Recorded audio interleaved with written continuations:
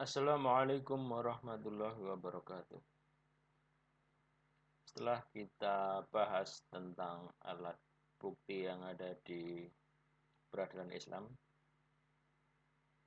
berikut ini adalah alat bukti lain yang bisa digunakan untuk proses pembuktian di peradilan Islam. Ada beberapa alat bukti lain. Yang pertama adalah pemeriksaan setempat, kemudian keterangan ahli, fakta yang berbicara atas dirinya sendiri, kemudian undian dan berita.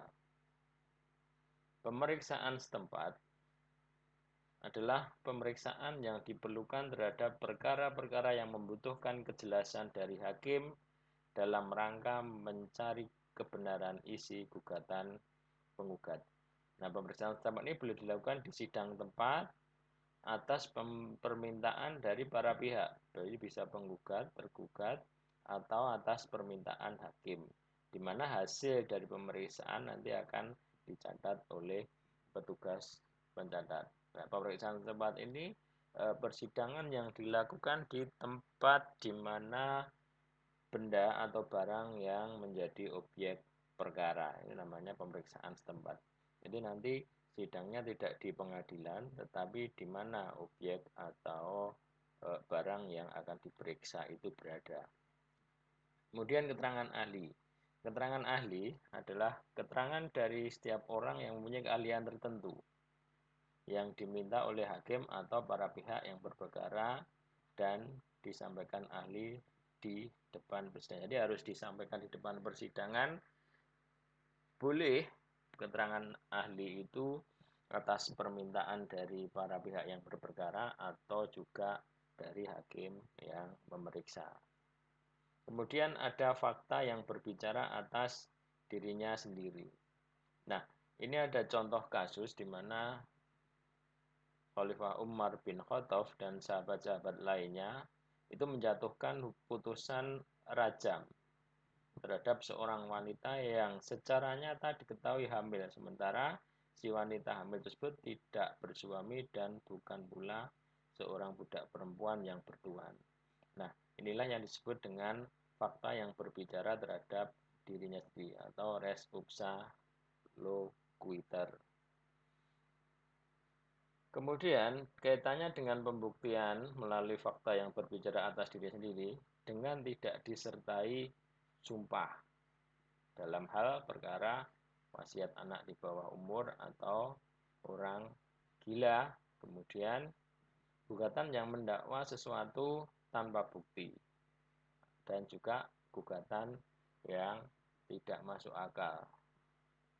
Nah, ini apa namanya, yang tidak perlu adanya sumpah, perkara-perkara yang dibuktikan melalui fakta yang berbicara atas dirinya sendiri tapi tidak memerlukan adanya sumpah. Kemudian undian. Nah, ini dasar hukumnya ada di surat Ali Imran ayat 44, kemudian surat As-Saffat 139 sampai 141, kemudian juga hadis bahwa dua orang laki-laki saling menggugat, tetapi masing-masing tidak memilih bukti saksi-saksi, maka Nabi memerintahkan keduanya berundi untuk mengangkat sumpah, baik keduanya mengingat bersumpah maupun enggan. Artinya diundi untuk siapa yang nanti akan bersumpah. Itu untuk dasar dari undian. Kemudian berita atau khobar. Ada 3 penggolongan ya menurut Hanafiyah, ya, madhab Hanafi, di mana ada khobar mutawatir, khobar ahad, dan ada khobar istifadoh. Khobar mutawatir ini adalah berita yang diriwayatkan oleh jamaah, di mana jamaah itu mustahil mereka mempunyai kesepakatan untuk membuat suatu dusta. Ini namanya mutawatir. Kemudian khobar ahad.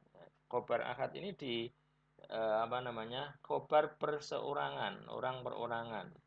Artinya berita yang disampaikan oleh seorang yang adil dan dapat dipercaya, walaupun hanya satu orang yang menyampaikan tetapi orangnya itu terkenal sebagai orang yang adil, dan dapat dipercaya pemberitaannya, dan menaruh kepercayaan terhadap kebenaran berita yang disampaikan sebab sesuatu yang ada pada dirinya. Jadi karena keadilannya, ya karena seorang yang adil, karena seorang yang dapat dipercaya, itu menjadi sebab bahwa beritanya itu adalah merupakan satu kebenaran. Kemudian berita yang istifadhah, berita yang tersebar, berita yang mencapai derajat antara mutawatir dan ahad, yaitu orang yang sudah berita itu sudah menyebar dan menjadi pembicaraan di kalangan manusia. Demikian pembahasan tentang alat bukti lain selain alat bukti yang sudah kita bahas di video-video sebelumnya. Terima kasih. Wassalamualaikum warahmatullahi wabarakatuh.